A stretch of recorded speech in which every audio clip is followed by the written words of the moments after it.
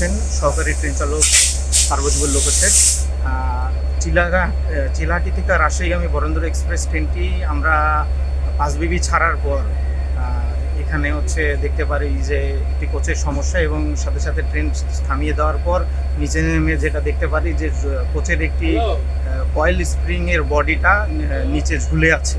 হ্যাঁ, এমতো অবস্থায় আমরা চেক করে বুঝতে পারি যে এখান থেকে গাড়িটি আর সামনে যাওয়া সম্ভব হবে না, এবং আগামীতে উদ্ধারকৃত ট্রেন আমাদের এখানে এসে তাদের যাবতীয় কাজ করে উদ্ধার করে সামনে হয়তো বা ট্রেনটি দ্রুত সময়ের ভিতরে অগ্রসর হবে। আমরা আসছি ফুলবাড়ি থেকে রাজশাহীর উদ্দেশ্যে যাব।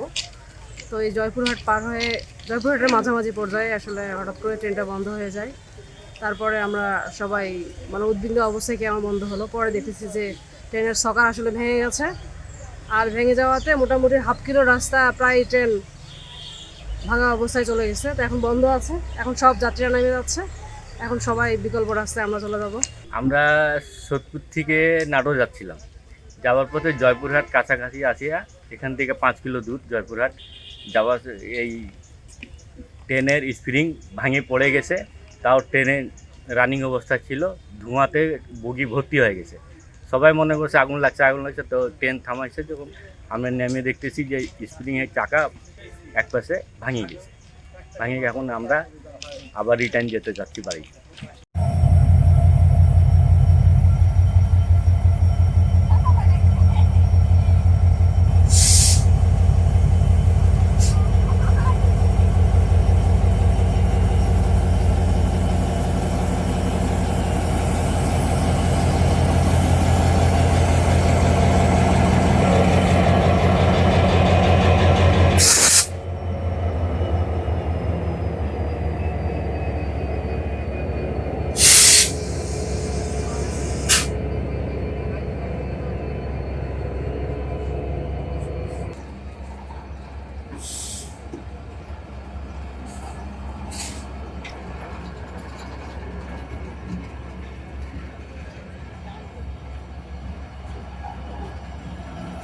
এই যে মাল এটা